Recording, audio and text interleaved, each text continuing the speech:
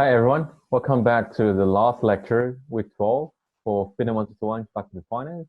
I'm Frank Liu, and this is Daniel. Hey Daniel. The internet is slow. Yeah. Well, let's see how this will turn out. So looks like you've got a lot of readings to do over there. Yeah, so this is probably what you're looking at for the next couple of weeks to study for this unit. If you want to do really well, you're probably looking at about that. Wow. And just to put that in comparison, the book's this big. Wow. I mean, the reason why you print them out is because only hard copy notes are allowed. Yeah, only hard copy notes. So you can see that the search cost is going to be quite high when it comes to referring to your notes. So that probably means that you're going to want to minimize this as much as possible and come up with some notes that are, a little bit easier to search for the information that you're looking for. All right. We're just joking. Like all you need is just really a computer with a good internet connection. All right, let's get started. I've got my lecture notes here, and yeah, I have to share my screen, isn't it? I have to share my screen. So share my screen. This one with you, right? Can you see? Can you see what I'm seeing? I can see what you're seeing. All right, this is the week 12 lecture. It's going to be a very short one. In fact, hopefully it doesn't really run longer than 10 minutes. So we want to talk about the final exam coverage and want to give you a few tips on revision. We'll go through some learning objectives that we think are more important. And the good thing is that there's no new tutorial questions for next week. There's no more tutorials next week. And you have two tests due. The first one is due this Friday coming up, 29th of May. That's for your test 10, and your last test 11 is going to be on 5th of June 2020. Make sure you tick the box when you finish them. All right. So the first thing we want to talk about is that there is a SPOT survey, which is student perception of teaching. It's a survey that enables students to provide relevant and meaningful feedback to an individual member of teaching staff about your teaching practices for a particular unit. And so your identity is going to be hidden from us. We're not going to be able to find out who you are. But please complete the SPOT survey for your lecturers, Frank Liu, which is me, and Daniel Cahill, which is, hey Daniel, and your tutor, right? It's really important to hear your voice. What do you think, Daniel? Yeah, no, feedback's always good. Yeah, not much else to add to that.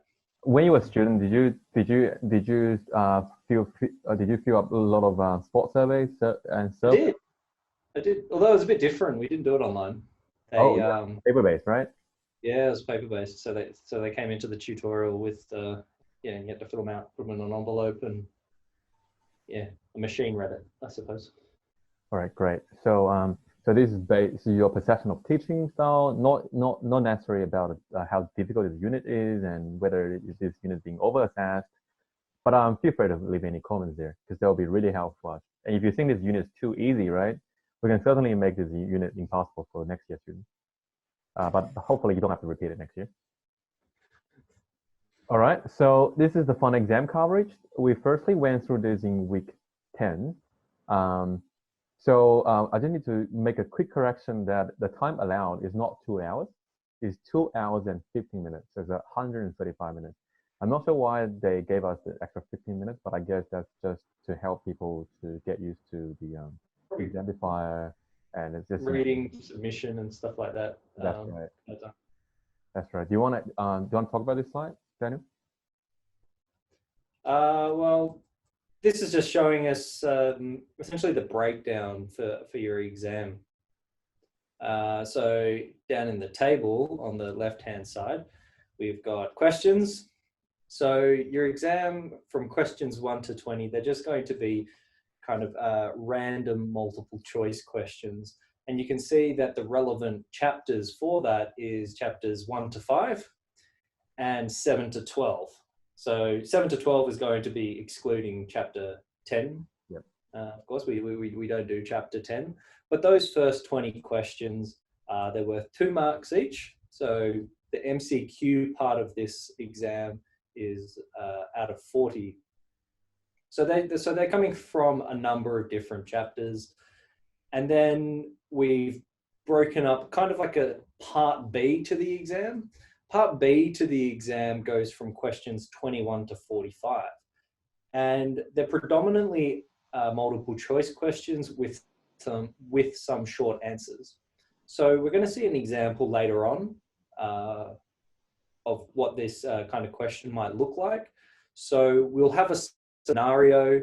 So for example, you have a capital budgeting style question, you'll have a scenario which gives you all the information you need. And then the multiple choice questions are going to be asking you things like, what's the depreciation? What's the unlevered net income? Things like that. And they're going to be multiple choice based. Mm-hmm. So we can see that the relevant chapters for questions 21 to 23 is 11 and 12, and 24 to 25 is also 11 and 12. So there's a lot of content coming from those last 2 chapters or the last 2 weeks that you've covered. So if you have a look on the right-hand side, it actually shows you the distribution of the marks allocated to each chapter in the exam. So chapters 1 and 2 is only covered 6% in the exam. So 6% of the exam marks are from chapters 1 and 2, so not a huge amount. Chapters 3 and 5, that's where we really started to get our hands dirty with discounting cash flows or discounting values back and forward. And that's 22% of the exam. So that's 22% of the exam coming from chapters 3 and 5. And then the rest is kind of distributed across 6, 7. Chapters 8 and 9 will be your investment. Is that investment decision rules? No, 7's investment decision rules. No, chapter 7 is equity. No, 7's equity valuation. I'm thinking of the wrong book. Chapters 8 and 9 is investment decision rules and capital budgeting. So that's what your exam is looking like. Do you have anything else to add to that? So just on the, just roughly speaking, apart from chapter 1 and 2, pretty much every chapter is on average roughly 10%, 10 to 12% in exam.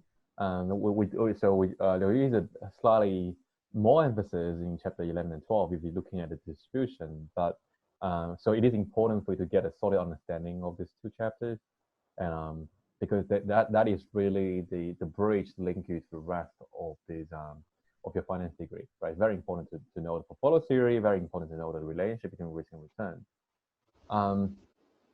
And so which means that if you want to say, okay, I'm gonna cram through for this unit, what is the best strategy? Which, I mean, you shouldn't cram, right?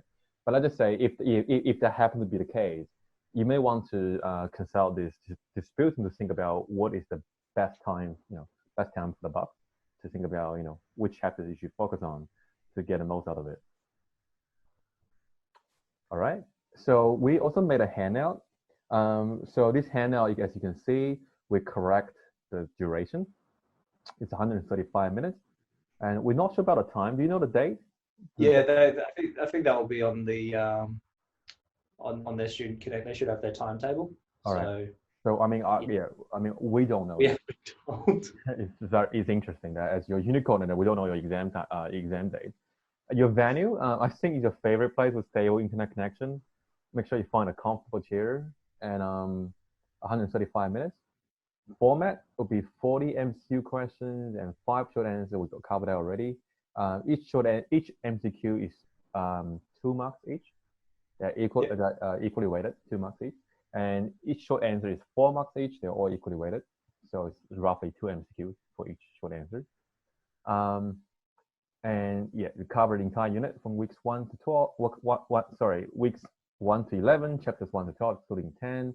So please remember to bring your computer charger. Make sure your charger works.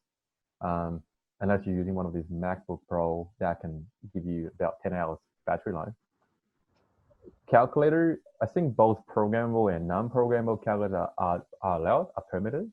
But we do not want you to use any calculator that not just giving you a calculator function, but also give you communication function with the other people, which means that, let's say, if you can you say, is a smartphone a calculator? Well, smartphone is a calculator. You have to put in calculator, but you can't use a smartphone as your calculator because you can use that to contact your friends. I know, for people who currently watching this video, you're not going to do that, but this is just help prevent other people to just in case if they want to plagiarize, want to use smartphone to contact their friends, probably best to avoid that. So we allow you to have any form of programmable or non-programmable calculator. Same goes with your tablet, your another laptop. Can you have another laptop, or can you have a smartphone with a calculator-looking phone case? If you're smart enough to get a calculator-looking phone case for your phone. If we do capture that, sorry, unfortunately, can't use it. And why is only hard copy notes allowed, Daniel? What? Why only hard copy notes are allowed? Why couldn't they just use a iPad for the notes, for the summary? Given everyone is using... Because we don't want them using the search function. Well, partly we don't want to use the search function. You can use search function. It's really just to prevent anyone to using that to communicate with another human intelligence, right? Because we would say, really, in our opinion, you don't actually need any notes for this exam. It's all testing your understanding. We wouldn't ask you any questions to say, fill the gap, fill the blank. This is what we said on slide 45 or week 7. We're not going to have any question like that, right? It's all testing your understanding. So as long as you're understanding the material well, you probably don't even need to look at any notes. But we do allow for hard copy notes just in case if you say, I want to take down some formulas because there's some formulas that I don't have enough brain capacity to memorize them. That's fine. And I just say if I have, for example, a capital budgeting question, I want to consult a particular template, and you can do that as well. You can do that if you want. But really, this is the main reason that we are not allowed an iPad or tablet or any laptop to use as your source for your soft copy notes, is just to help prevent anyone taking advantage of that and contact your friends. Because very likely your friends are wrong as well. Well, it's also that, but you've got to understand that there's a time limit, and any kind of collaboration is going to eat away at your time. And if you don't complete this exam, you don't complete the exam. That's right. And this also prevent people from posting a question in a discussion on a discussion forum during the exam. Because if I see a question, I'm tempted to answer it. But so if you don't have a computer, right, you can't ask a question on discussion forum. Anyway, so here's some FAQ, frequently asked questions. So do I have to read everything the text that is assigned, as you have not covered everything? That's the textbook on on Daniel's screen. You also have an e-textbook. You do not have to read everything, though you are encouraged to do that. You should use the lecture slides, tutorial questions, My Finance Lab task, the optional assignment as a guide as to what areas you should focus on, right? The textbook is a good supplementary reading. Are there past examination papers I can look at, Daniel? No, we don't release past exam papers. Partly because they follow different format, right? Yeah. Well, this year we've had to do things a little bit differently, of course. So we don't really have anything that's in the same style of what you're going to be seeing. Mm-hmm. But it looks like Frank has put up two revisions on My Finance Lab. That's right. Just want to add it to that. In the past, the final exam only covers the second half, which is from chapters 7 to 12. This is why the past exam papers would not serve any function on guiding you what's expected, right? Because there's only cover half of the unit. This year we're going to cover the entire unit. So if you go onto your My Finance Lab, you will see two tests or two exercises with this name. They're not graded. The reason why I put a square bracket around not graded because I used to get a lot of emails from students saying, are they graded? Because they changed my performance. They are not graded. And I have two sets. Set A is really what originally was called mismatch exam preparation. So if you have done it, you don't have to repeat it again. All right, that's the same question. So set B is to cover the second half of the unit, which is on chapter 7 to 12, excluding 10, right? So if you have any questions with any, if you have any questions completing any of that, you can post a question on the forum. Please do not consider email us directly unless that's a personal matter, but because you will get a reply from Daniel or me back saying, please post it on the discussion forum. And this takes us to the next few questions. Will I be able to access my lecture notes or personal on my lecture device, such as my laptop or an iPad? I think we covered that. So unfortunately, only hard copy notes are allowed. So Dan and I think that you should consider making your own summary sheet as a good exercise for revision, right? You just use a pen and paper, copy them down, and just sort of that will refresh your memory. One of the things that I see students do a lot when it comes to writing up a sheet of notes is that they will write stuff on the notes that they already know, which is interesting. But I get the sense that it makes them feel good when they're writing something down they already know. If you've got notes, it really should be something that you understand the idea, but you want a very coherent way of explaining that idea if you need it, if you need to use it. So they're the best things to use your notes. And I would personally put things like a formula sheet I would have very clearly in front of me. You never know in an exam where you get one of those mental blanks and you just can't remember the formula. So it's best just to have a nice, neat formula sheet in front of you, just in case you need one. That's right. And we just want to emphasize again that this exam could be done, and it's perfectly could be done with closed book, right? There's nothing really taking advantage of an open book, such that it's not like a law unit or accounting unit that you have to go refer to a particular rule, right, or case study. In this case, we don't have that. It's just really to make your life convenient to say, okay, you can have some summary sheet, right? As many as typically open book exams are much harder than a closed book exam. Yeah. And next question. But that's not the case here, right? that's definitely not the case here. Something that we can be quite proud to say that this exam isn't too difficult, right?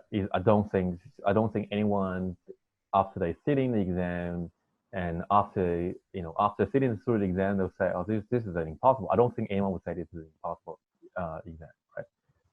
Yeah.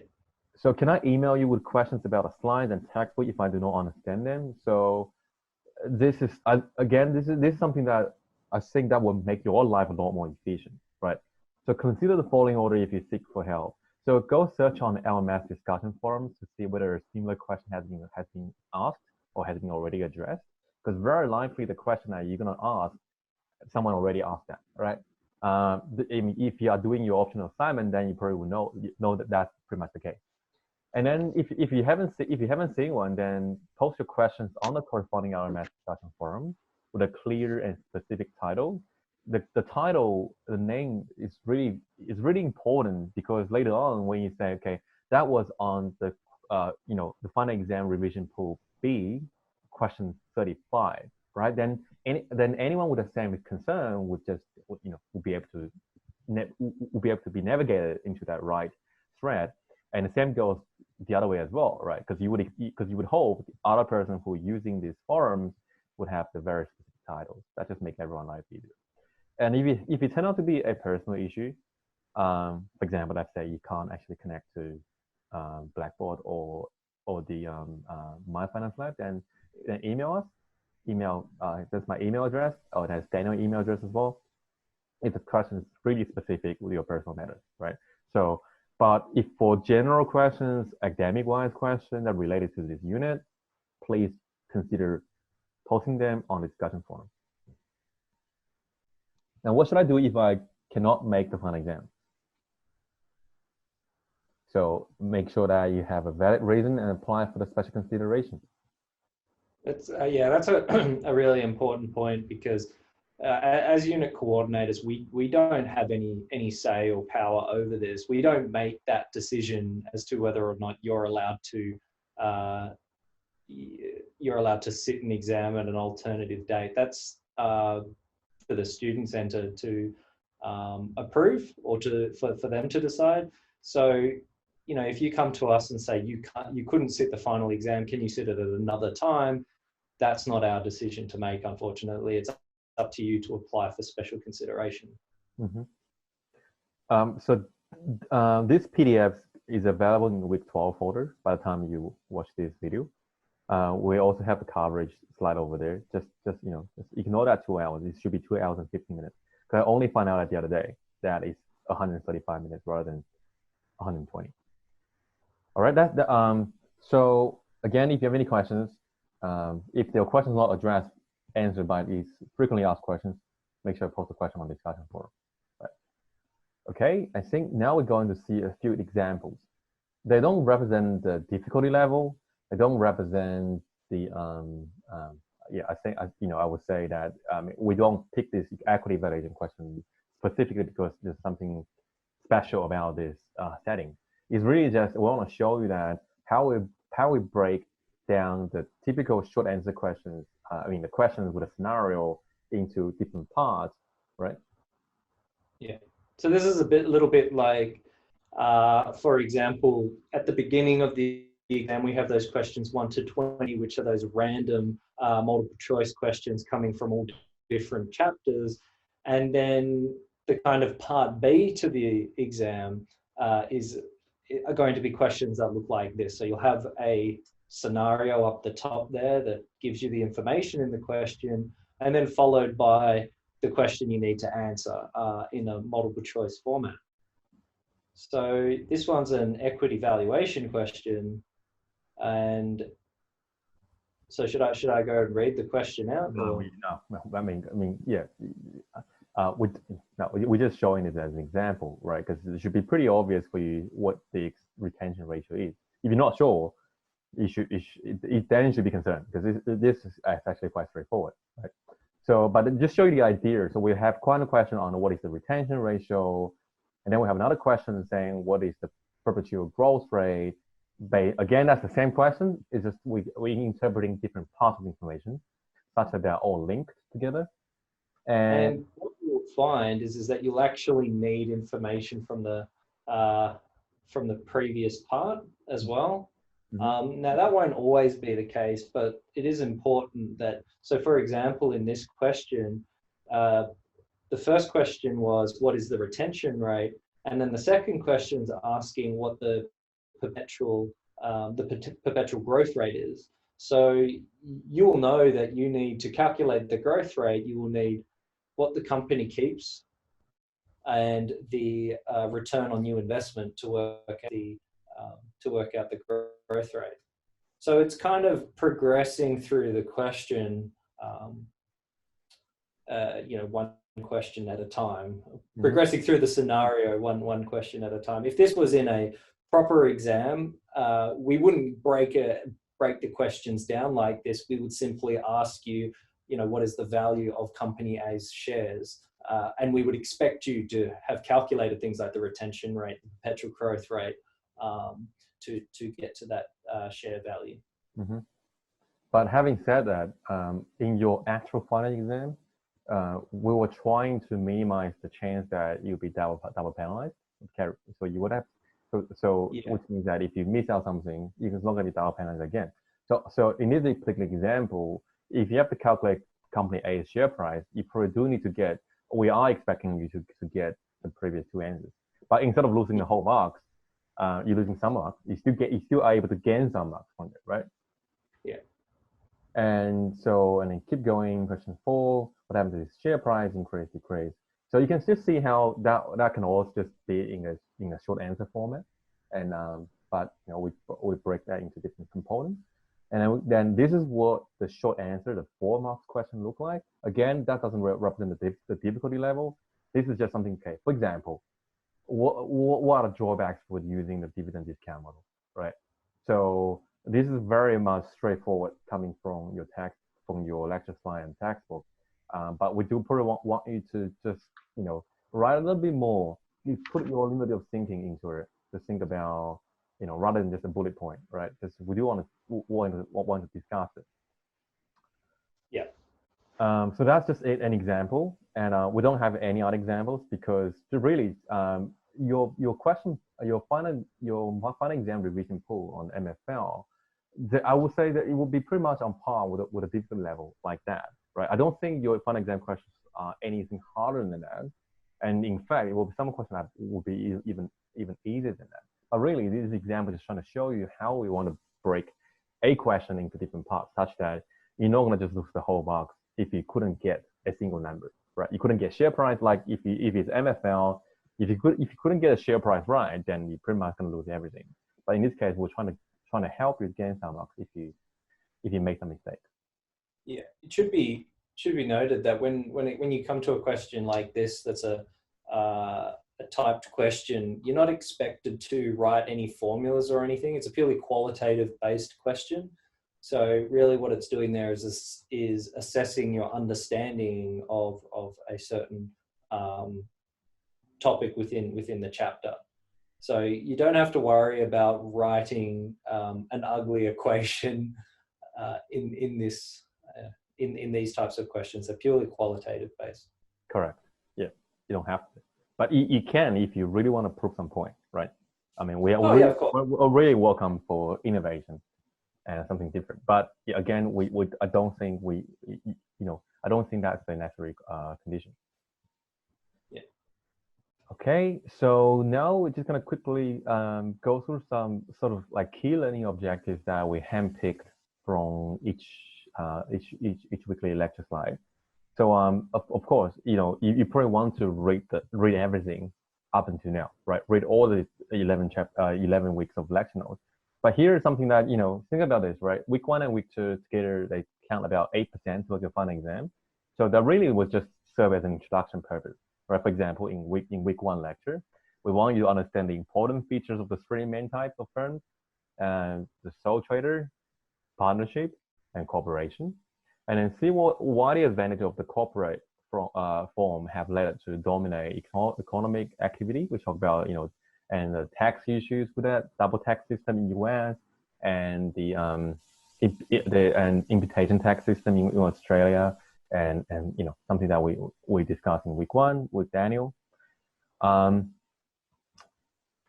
week 2, that was me. So week 2, I had our first recorded lecture. So basically, in week 2, we went through, learning the basic language of finance, which is accounting, right? You want to understand the 3 major financial statements. This is income statement, balance sheet. It's just funny. The main language of finance, which is accounting. It's just going to be so confusing to them. Yeah, well, unfortunately, in corporate finance, right? Sorry. I mean, we're probably not going to cut this part, but it is quite important for anyone to think about it. If you want to do a finance major, if you want to become a financial analyst in the future, in long term, I mean, there are already 2 paths for you. You can either be very quantitative to become a financial engineer, right? To focus on the modeling side of that. And the other side of that is corporate finance part that you do require you to have solid understanding about accounting, right? Because it's hard to imagine someone talking about earnings per share all the time, but not able to understand what can change your earnings, but nothing else. So which means that you want to know what are the factors that the company can use to play around its earnings number, right? It's very important for you to at least know that, right? Oh, absolutely. Yeah. So when I don't know if you're gonna cut this, but when the stock market crashed and everybody was losing money, that's typically an opportunity to start thinking about buying shares because everything is cheap. I put that in quotes because we don't know if it is cheap or not. But the first thing that I did was that I went and had a look at these companies' balance sheets, and I wanted to see how much cash they had and how much liabilities they had, just to make sure that this company didn't topple over in the short run So, you know, being able to read financial statements and understand what those numbers are telling you is very, very important. And you're going to see that as you move forward in your finance degree. Exactly. All right. So we calculate some ratios, but like we said before, if we ought to ask you to calculate a ratio in the exam, we will give you the formula. So you don't have to look up those formulas, right? Because that's something we promised. And week three. So week three.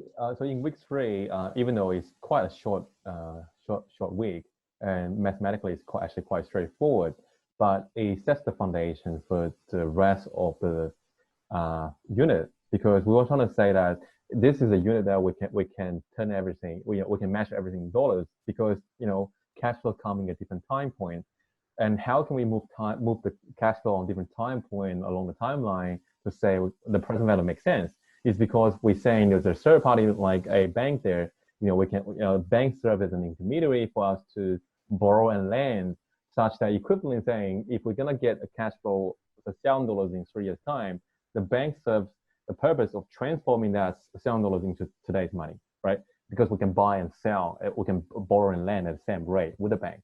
Of course, in real life, we don't gonna borrow and lend at the same rate, but that's just something that we can just do some of the assumptions here, and I also want to say that that people's preference no longer matters, as long as as long as that can be measured in dollar terms, right?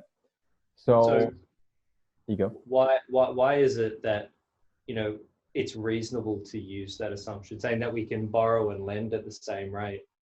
Mm-hmm. Is it because there's competition in markets? No, I think it's more important to say there is a market for you to buy and sell, because if it's only one, if it's only one-sided, right? If I can only buy, then I can't actually looking at the other side of that, right? So if I can only borrow money, then that means if I can never invest money in the bank, if I can never make a deposit, then this picture wouldn't be complete, right? Then I wouldn't be able to think about how to move my cash flow along the line if I can only borrow, right?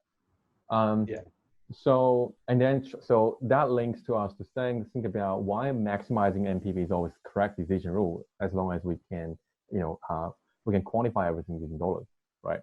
So let's say your preference towards a different concert is your preference that really matters. Well, in this case, if your concert ticket is all going to be measured in dollar terms, then really comparing concert A and concert B, which is going to be based on those dollar terms, right? That's what we're trying to say over there. And there was a slide on that. Yeah. And describe the separation principle, for example. In this case, that gives us enough foundation to say when a company trying to raise capital, right? They can raise capital through selling bonds or selling shares. What they call the capital raising. So in this case, what we're trying to say here is that the market will take care of the pricing, which means that the company would not be able to create value by issuing a bond, right? Because the bond price will be correctly priced by the market, and such that the trading of that, the NPV of trading bonds or trading shares from the company raising that, was just going to be zero. Which means the company should be focusing on on actually how to use that money, which means that how to make different investment decisions, how to maximize the NPV from those. So this is what we call separation principle, that the investment decision should be separated from your financing decision. All right. Week 4, time value of money. This was the time value of money. Chapter 3, we kind of saw discounting values and compounding values over one period. And what week 4 introduced was when you've got many years or many periods and many cash flows that need to be discounted all back to one point in time, or you want to compound them all to one point in the future. And so we learned, gosh, what were the 3 rules of time travel? So only values at the same point in time can be compared. Mm-hmm. Right? So if you're looking at valuing a company and you're using the dividend discount model, then you can't just compare, a $4 dividend today with a $4 dividend in the future, right? We need a way to discount those future dividends back to in terms of dollars today. And in that way that we can compare them. So that was the first rule we learned. The second rule was to take values back in time. So future values back into the present value, we needed to discount them. And then to bring values forward in time, we needed to compound them. So they were the three rules that we learned. What was this? An uneven stream of cash flow starting either now or sometime in the future. Yeah, so we introduced a couple of equations here. So we had the annuity and the perpetuity. So the annuity was a stream of cash flows over a defined period of time. So it could be 5 years, it could be 10 years, it could be 364 months. It was over a specific time period. And those cash flows were going to be constant. Each period, we were going to see the same cash flow for the duration of the project or the bond or whatever it was that we were looking to fund the present value of or future value of. The other equation we looked at was a perpetuity. Now, perpetuity was you still have a constant cash flow, meaning that it's the same cash flow occurring every period, but it occurs for an indefinite period of time. In other words, it's forever, it's perpetual. So they were the two major cash flow, two major formulas that we introduced, and we looked at calculating the present value of those two different kinds of cash flows or stream of cash flows, and the future value for an annuity. Didn't make a whole lot of sense calculating the future value of a perpetuity. I think that summarizes that week. That's right. What was the last? Even 4 out of the following 5 inputs compute the fifth. So you would have seen this in your My Finance Lab quizzes. Calculate the present value, the future value, the number of periods, the periodic interest rate, and the periodic payment. We won't ever ask you to calculate the interest rate in an annuity formula. So when you've got a specific or a defined period of time, we wouldn't ask you to calculate the interest rate, but you certainly should be able to calculate the interest rate of a perpetuity, given you have the constant cash flow amount and the present value of that perpetuity. You should be quite confident in calculating the interest rate. We just won't ask you to do it for an annuity. Good point. And yeah, so it's very important for you to know the definition for annuity and perpetuity. And that point as well, those cash flows can grow. So we were able to augment our annuity and perpetuity formulas to show that these cash flows were growing each period. Yeah, that's right. So that takes us to week 5. So in week 5, we just focused on the interest rate. So that's turned out to be one of the harder weeks for people to get their heads around because they have no idea what kind of interest rate they want to use. So I think the basic rule of thumb is that if you want to use an interest rate that matches with your frequency of your cash flow. So if you're gonna have a monthly cash flow, you want to use a monthly interest rate. If you are dealing with, for example, 6 months semi-annual bond, then you want to use a 6-monthly rate. So, but in that week we went through how to convert from effective annual rate to annual percentage rate to end period effective rate, which is really just another name of periodic rate. And we also went in a little deeper to go through the nominal interest rate and real interest rate, which is and then when you're trying to discount nominal cash flow, you want to discount them using nominal interest rate, and real cash flows with real interest rate, and those will give you the same present value if using the corresponding one, right? Nominal by nominal, real by real. And week 6 lecture. So week 6 so that was the first application really after we learned the math part. So in week 6, we learned about how to value bonds. And so of course you want to be able to identify the cash flows for both coupon paying bond and zero coupon bond. In particular, think about when your next payment is, right? Because let's say if the next payment is exactly 1 year away, that will be different from immediately before you receive next payment, right? And that will lead you to different prices. And then we also showed how to use Excel to calculate the yield to maturity for coupon paying bond. You don't need to use Excel for calculating yield to maturity for zero coupon bonds, because as what Daniel just said, that can be rearranged and get the formulas, right? But so one common question we get from students is that, are we going to ask you questions on how to calculate yield to maturity for coupon paying bonds? The answer is no, right? Even though some of you have financial calculator, programmer calculator, but we're not going to ask you that because we don't presume everyone have that, and they can be easily done using Excel anyway. So you're already being tested that skill with your My Finance Lab test as well as your optional assignment. So we don't think it's necessary to duplicate that to ask that again in the final exam. But it is important for you to know how to, the definition of that and how to interpret a number, right? Interpret a relationship between yield to maturity and price.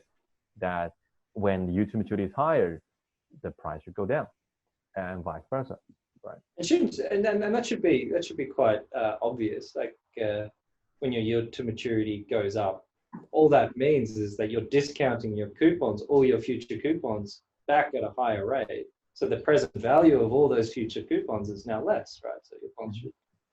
Yeah. I think sometimes students think that there's some complex relationship going on there. But if you understand the formula, you just visualize what the formula is actually doing, it's just discounting those same coupon payments back at a higher rate. So your bond value is going to fall. Correct. And then of course, this is if we want to summarize what we did in week 6, then we went on to say, how do you determine a bond is trading at a premium or discount or at par? That's just terminology. And that can be reviewed by comparing coupon rate and yield to maturity. And we also went through the effect of coupon rate and time to maturity and sensitivity for bond price, and to see how that would affect the bond price changes in interest rate. We also talk about the credit worthiness, going from AA to AAA, and we also talk about credit spread, how that can be estimated by comparing the yield to maturity of a company's bond to the treasury bond, because that's considered to be risk-free. And then you want to calculate the price of the coupon paying bond using the law of one price and a series of zero coupon bonds. So what that means is just that, let's say in real life, because we don't actually know the yield to maturity for a bond, I mean, typically it's implied from its bond price. But let's just say, what if you want to price that bond? So when you want to price the bond, where do I get a discount rate for each payment? Let's just say if you're dealing with a 4-year coupon paying bond, then that means that for annual coupon paying bond, then there's going to be 4 cash flows in year 1, 2, 3, 4. So where do I learn this discount rate? Well, the discount rate is implicitly specified in the corresponding zero coupon bond, because for a 1-year zero coupon bond, that tells you the interest rate for 1 year. For a 3-year zero coupon bond, that tells you the interest rate for 3 years. So that just means that I'm going to use 4 different interest rates to discount back my future coupon payment, right? Yeah. So with a question like that, if when we look at the law of one price, is that like saying that you could replicate that 4-year coupon paying bond with 4 non-coupon paying bonds, each with a different maturity date? Correct. So instead of having 1 bond, you've got 4, and those 4 should have the same price as that 1. When you combine it, because think about you're replicating the portfolio, because those 2 portfolios give you the same payout. If they give you the same payout, they should cost the same. Yeah. Right. So that's week 6. Week 7, evaluating equity instruments. So for that week, we're only looking at chapter 7. Just want to say that again. We're not going to test your understanding on chapter 10, even though it's on an extension of that topic. So we're evaluating equity instruments. So we want to talk about whether you know the difference between ordinary shares, preference shares, and share quotes, and why preference shares, for example, is known as a hybrid instrument. We cover that in the lecture slide. And we're focusing on a dividend discount model, which we value a share as the present value of its expected future dividends. And we went through a derivation to show you there's a trade-off between dividends and growth in share valuation. So when a company making their dividend payout decision, so it's based on how much earnings they have, and then they will think about if they're gonna retain some of the earnings, they'll only pay out a certain proportion. The retained earnings can be used to fund future investment, which would then lead up to a boost in their future earnings, right? And we will show that how that very simple model gives us some implications, the real life implications about what the corporate finance decision made by the company. And then we want to think about what are the limitations of this model, right? And then we also made an extension to think about what if the company is not just paying back dividends, they also want to buy back shares, because buying back shares, that's another set of income to the aggregate of the shareholders, because some shareholders will be selling the share back to the company. So you buy back the shares, and that will be a cash flow to the shareholders in aggregate, in a whole. And so we also went through an extension of that, and you probably have a question. You had a question, my finance test as well, right? That's week 7. And then week 8, it went on to looking at investment decision rules. Yep. So from week 1, I think we highlighted what you would really be doing in this unit. And one of those big things was, how do managers make a decision when it comes to, I've got some capital, I've got some money, and I need to grow the business, so I need to make an investment in some new projects. How do managers go about making that decision so that they make the best decision, or the decision that's going to increase the value of the firm the most? And so what this week did was that we went through, how many different rules did we go through? NPV, payback, I think 4 rules. There was the incremental IRR as well. 5. So calculate, equivalent value, right? Yeah, so I think that was the 4th one. So net present value, internal rate of return, payback rule, equivalent value, annuity, and I mean, if you want to include the incremental IRR, then that's 5. Mm-hmm. So the first one, calculate the net present value.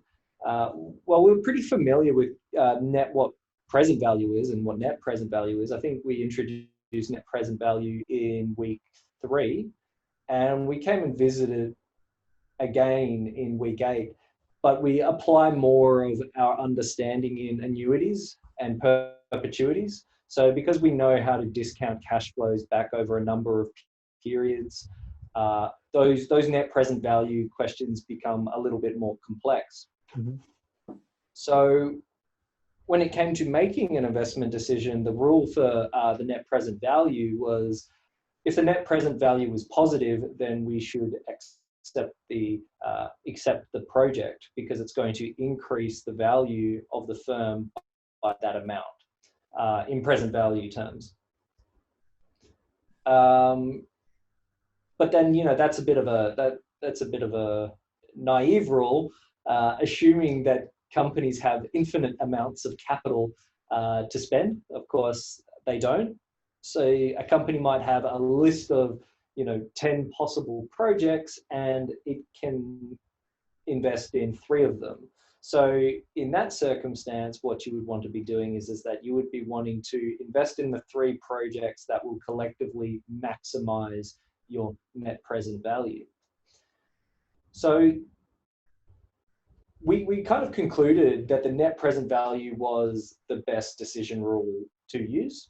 Mm-hmm. But then we had a look at some other decision rules that were also quite useful, but they had quite a few drawbacks in a number of them. And we won't go through them all here, but I do recommend that you go revise them. So the internal rate of return had a few issues. So the internal rate of return was essentially measuring your average return on a project. And it is a very useful a useful analysis, because what it tells us is that it really tells us how sensitive is the value of this project to a change in the discount rate. So the internal rate of return really told us the point at which the net present value of the project is 0. So if your discount rate was equal to your internal rate of return, you would know that the net present value would be 0. So the rule for the internal rate of return was that if your cost of capital is less than your internal rate of return, then you ought to accept the project. And so what the internal rate of return is giving you there is that it gives you an idea as to how different can your cost of capital be until you start moving into a negative NPV territory. So it was good from a sensitivity analysis point of view, but there were a lot of drawbacks, such as delayed investments, differences in scale. What was the other one? There was 3 main drawbacks. The multiple rates of return. So when you had flipping signs, for example, so you had a negative cash flow in year 0, and then a positive cash flow in year 1, and then a negative cash flow in year 2, and you had the signs of the cash flows changing, you would find that your internal rate of return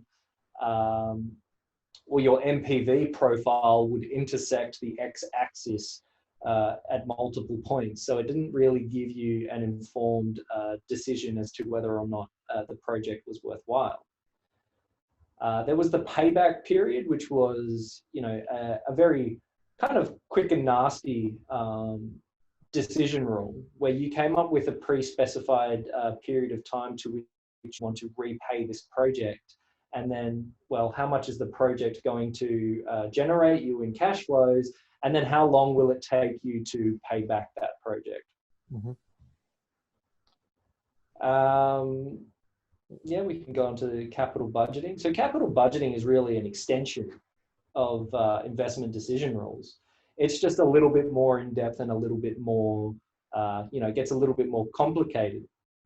And I think capital budgeting it's a really good example of how you might see your finance degree progressing in the future. We're kind of getting into a little bit more of the details and then understanding how different elements change our answer or our net present value that we would see at the end of the capital budgeting question.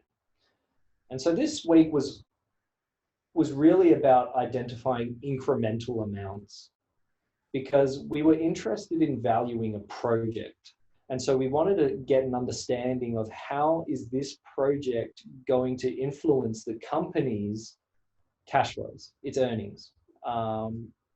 And so by looking at the incremental amount, we are valuing the project. If we were just to look at the company's cash flows in aggregate together, we would be looking at valuing the company, but we don't want to value the company, we want to value the project.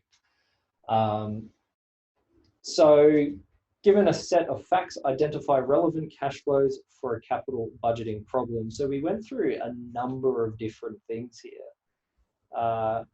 We started at looking at things like revenue and costs of goods sold, different kinds of operating expenses, but then there were little complications in there that we needed to consider when doing our capital budget. So for example, externalities, things like cannibalization. If I introduce this product, what is going to happen to the sales of the other product that I have? So you would expect the sales of the old product to fall because this new product is supposed to be better and you want your customers to buy that instead. So your company's going to be losing revenue from the old product, but gaining revenue from the good product or the new product. So we need to take things like that into account. Opportunity cost. So what could have we done with an asset, maybe like a warehouse or something like that, that we're going to store this new project in if we hadn't committed to the new project? So there were these different circumstances that would alter our cash flows that were kind of indirect in nature. there were things that we wanted to ignore, so sunk costs, right? So if we've already incurred this cost, then it doesn't matter what decision we make regarding accepting or rejecting the new project. If the cost has been incurred, then it's been incurred. Our decision is not affected by that cost now. So if we think about things like past research and development costs, then we don't need to worry about that because we've already paid for that. It shouldn't affect our project that we're deciding to take today. So that brought us all the way down from kind of revenues, and then we saw different kinds of operating expenses, and then we see Ebitda, so earnings before interest, taxes, depreciation, and amortization. And we learn about depreciation and depreciating our assets. So what depreciation are we expected to have over the life of the project? And then we get to earnings. So earnings before interest and taxes. And once we hit earnings before interest and taxes, we're met with the one other exclusion, and that's the interest expense. And this comes back to the separation principle that Frank was talking about earlier, is that we don't want to value a project based on how the company's decided to finance it. We want to value the project independent of that decision. So what we ended up doing is that we got our earnings before interest and taxes and multiplied that by 1 minus the company's tax rate. And that gave us what we called an unlevered net income figure. And once we got that unlevered net income figure, then we could make adjustments to depreciation, capital expenditure, and net working capital. Do you want to talk about net working capital, Frank? No, I mean, really, I mean, if they want to know more, they should definitely go back to that week if they're not sure about net working capital. It's a big week. It's a big week. So, well, I mean, I'm not sure in terms of that Daniel went through in the break-even analysis, sensitivity analysis, and scenario analysis. But this is what's typically done. Let's say when you have an Excel spreadsheet, right? So when you have an Excel spreadsheet, you have all these built-in functions linked everything to the final NPV result. But let's just say someone want to say, you know, I want to change the discount rate. You know, in that case, what would my NPV gonna be? So, but I think it's important for you to know the difference between break-even analysis, sensitivity analysis, and scenario analysis. For example, you know, how would you differentiate sensitivity analysis for a scenario, where sensitivity is about just changing one variable at a time. Scenario, as the name suggests, you give a different scenario, it's changing more than one variable, right? 2 or 3 variables at a time, right? So evaluate, because no one would just believe a number, right? We want to have a, good outcome years, in the bad outcome years, in the most favorable scenario and in the least favorable scenario. All right. So week 10 and week 11, hopefully your memory is still fresh. If not, definitely revisit these lectures. As we said before, it takes about 26% coming from this week 10 and week 11.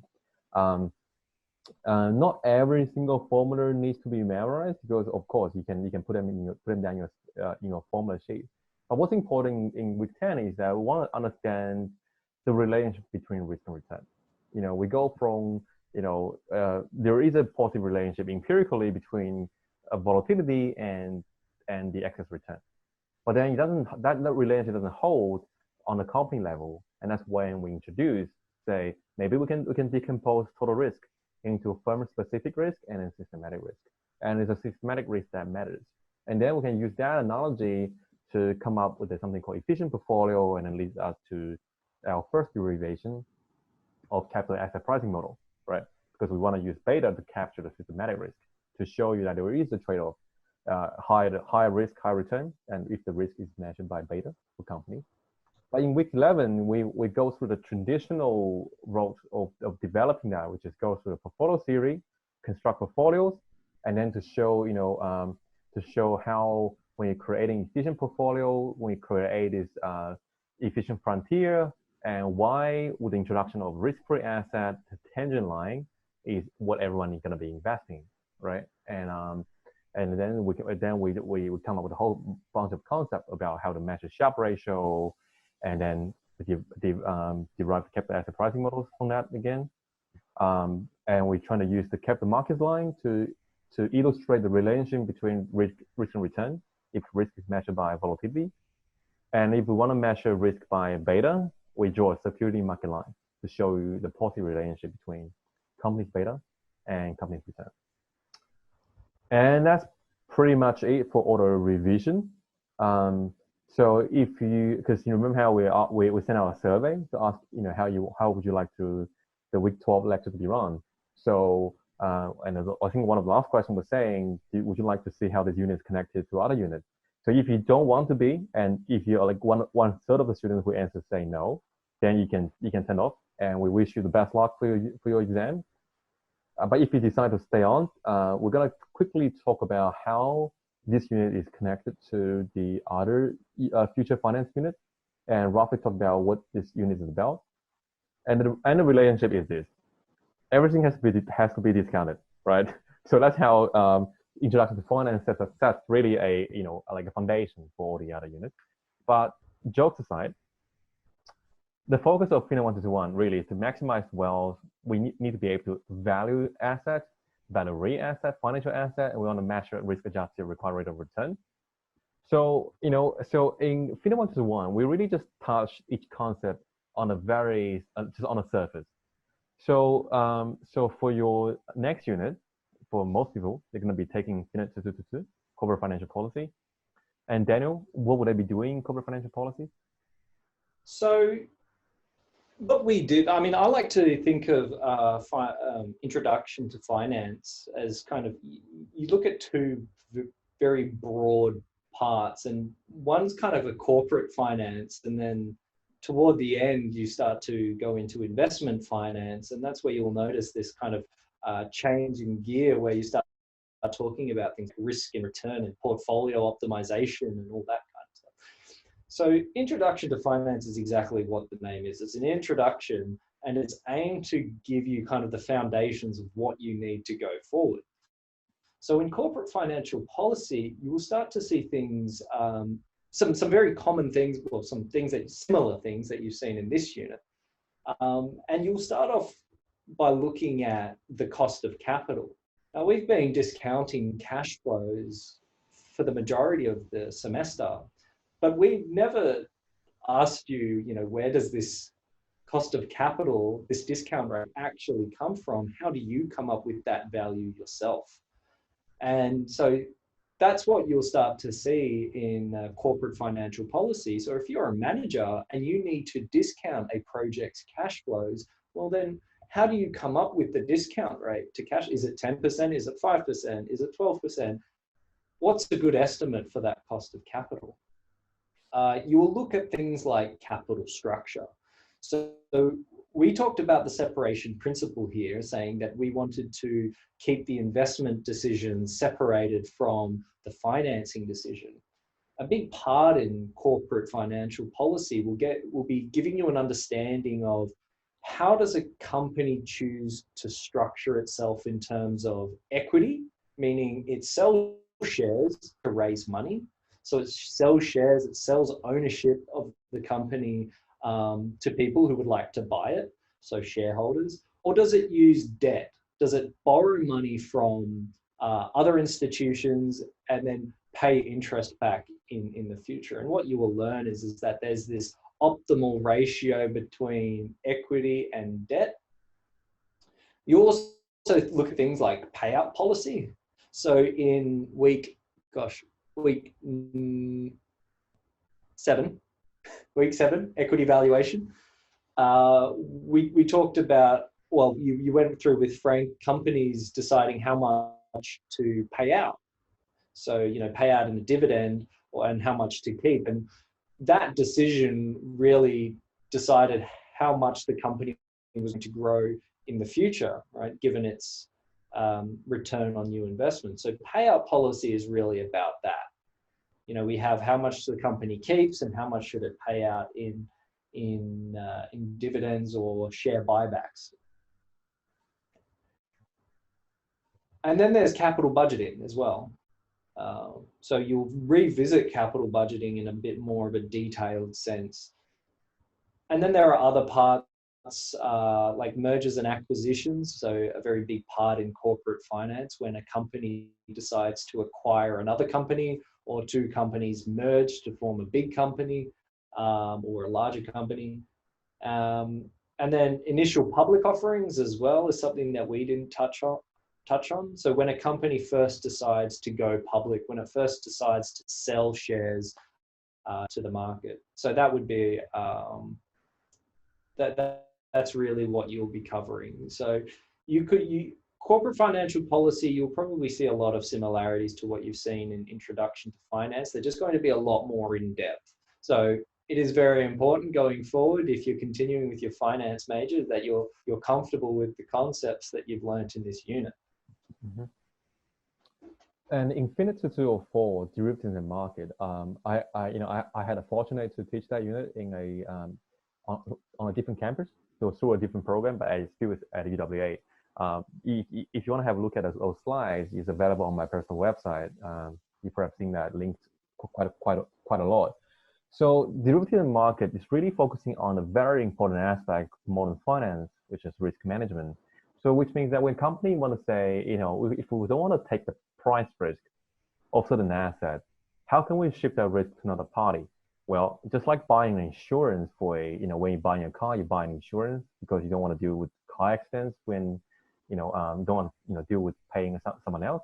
So in this case, we'll talk about a few different types of derivatives that derive its value from the underlying asset, and we talk about how to price them.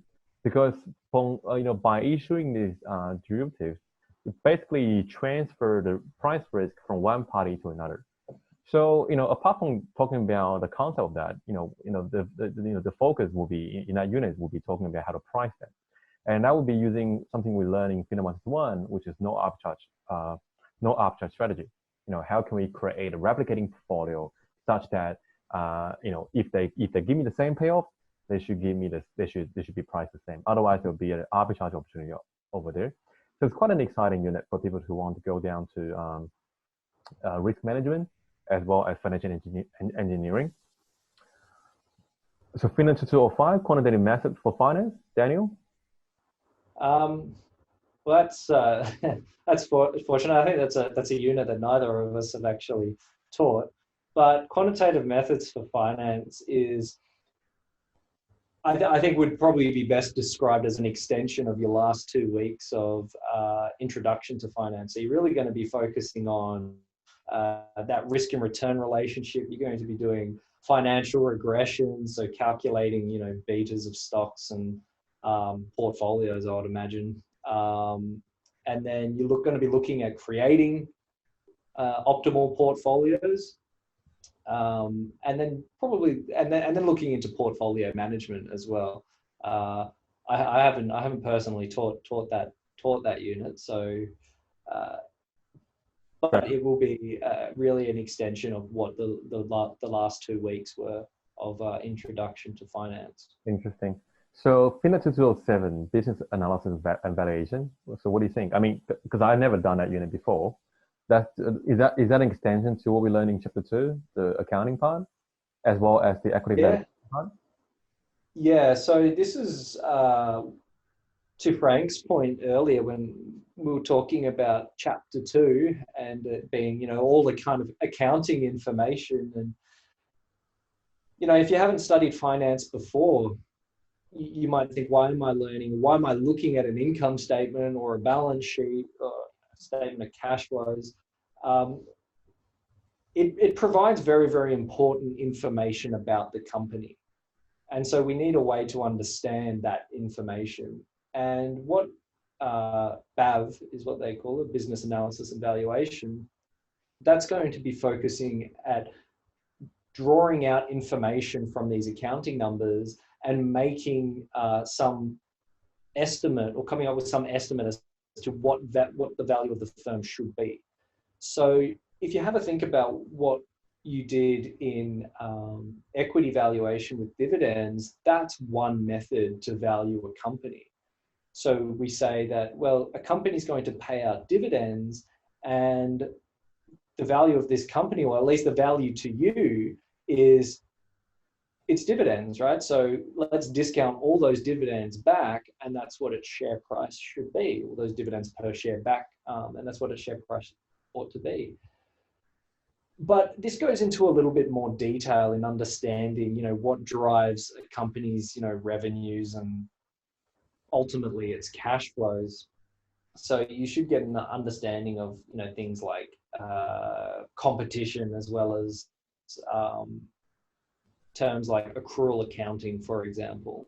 Mm-hmm. So we kind of touched on this in capital budgeting with change in net working capital, and why we have to make adjustments to our unlevered net income to get free cash flows. And we talked about change in net working capital. Well, when we come to value a company, for example, you could have a pharmaceutical company that needs to expense a lot of its research and development. And that's going to make its profit look, not great. And so as an analyst, you would want to say, well, this research and development is actually valuable to the company, but these accounting rules that companies have to abide by essentially reduce its accounting profit. So we can make adjustments to financial statements ourselves as an analyst. And I don't know about you, but I wouldn't want to invest in a pharmaceutical company that wasn't spending any money in research and development. Mm-hmm. So to most people, that would be a valuable thing for a pharmaceutical company. But because accounting rules don't let us capitalize or make it an asset, we need to be able to make those kinds of adjustments to accounting statements. That's right. So for financial policy and banking, let's just group them together. Financial planning. Financial planning. Yeah. So financial planning is really, you're going to be focusing on things like, I believe, like superannuation, kind of managing personal finance decisions. So you will look at things like, alternative investments. You will even go into things like behavioral finance. So when it comes to you making a decision on how to invest in the long term, so this is really talking about investing your own money in the long term, what kind of biases do people have that, make those decisions suboptimal? You look at things like retirement planning, for example, social security, estate planning, asset protection. So you can think about, what a financial planner does. Not everybody is gifted with knowledge in finance, so they'll typically go to a financial planner and say, hey, I've got this money, I have these goals in mind. I want to have, $5 million by the time I retire. How do I achieve that goal? And so this is what really financial planning is about. Banking theory and practice. Well, I haven't done that that unit, but that, well, it's really understanding, the operation of banks, I suppose. Central banks and sort of like through various different regulations to the banks. Like over the past 20 years, think about how the financial market had, especially after the GFC, and how the regulators come out into saying about how they want to regulate banks. So that's a very specific unit on the banking side of that. There's a lot in risk management as well. So banking is quite a risky business if you think about it. So a bank acts as a nexus where people who want to borrow money, if I want to borrow money, I go to a bank. If I have excess money or savings, where do I put it? I put it in a bank. So banks act as this nexus where people go to. And what a bank really does is that it takes people's savings, and that is a very liquid liability for banks, right? So if I put money into a bank and the next day I decide I want to take it out, I expect I can take that money out, no questions asked. I can take that money out, it will be there.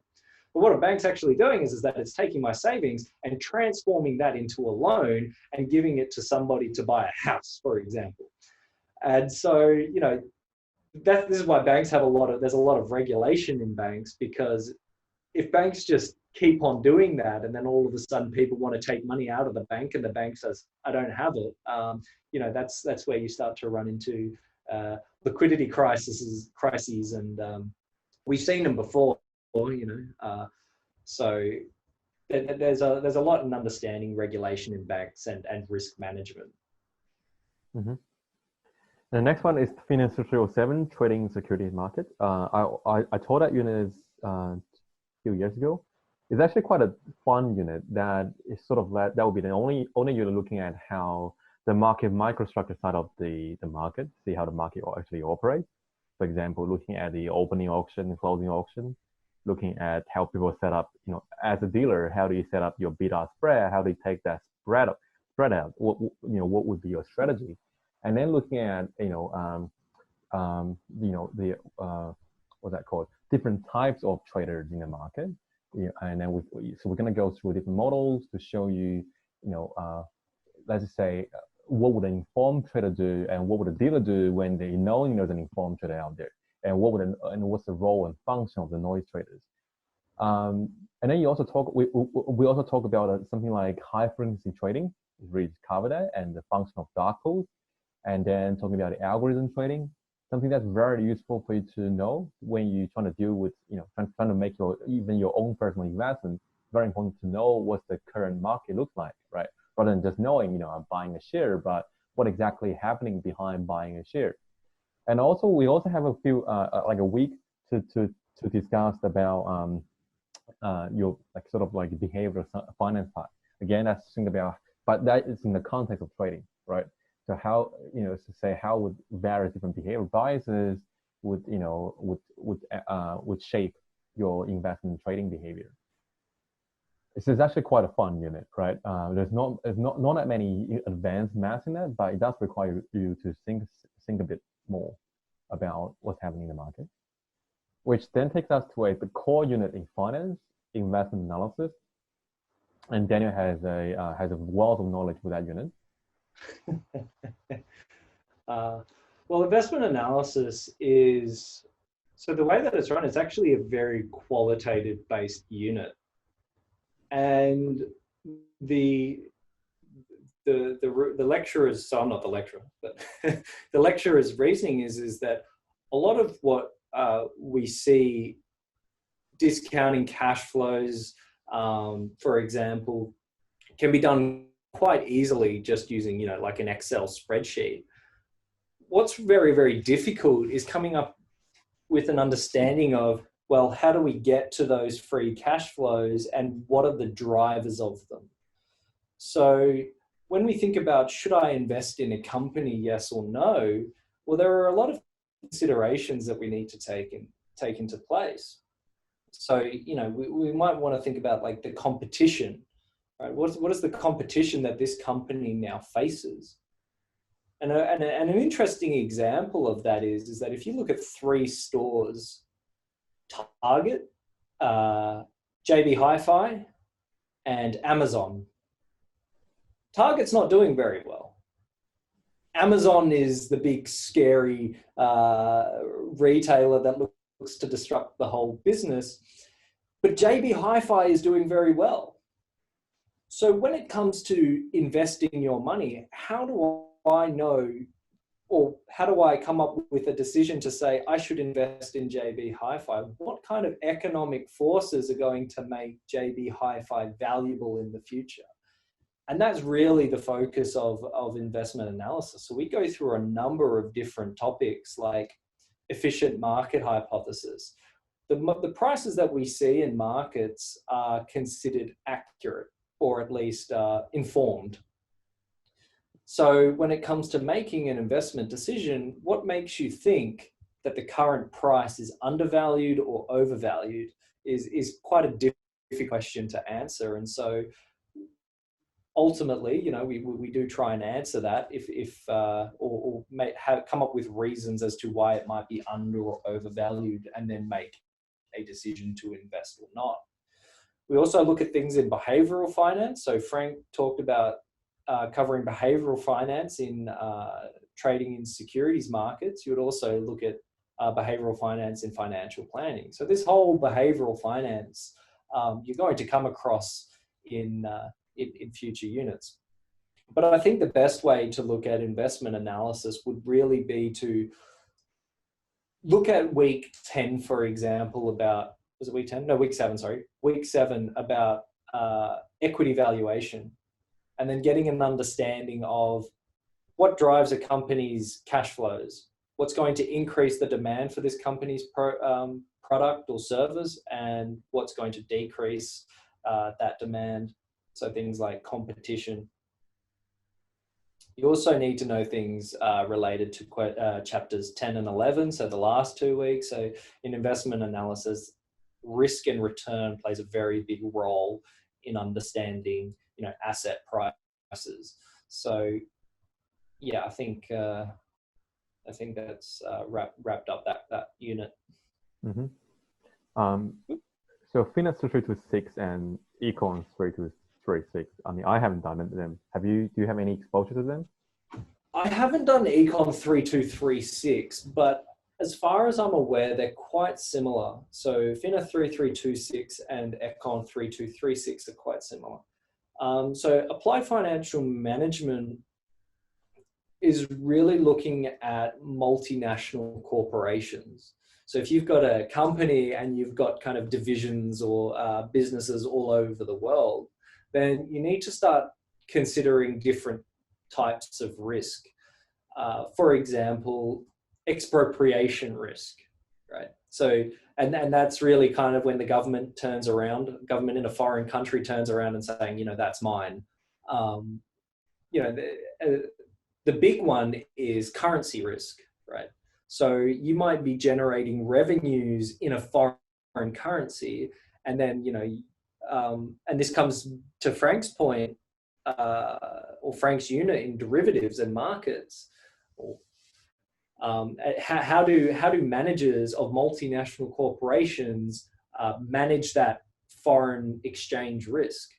So if I'm making a lot of revenues as a business that are in British pounds, for example, and I'm worried that British pounds are going to fall in the future, well then, how do I hedge against or manage that risk of a fall in revenues because it's measured in British pounds?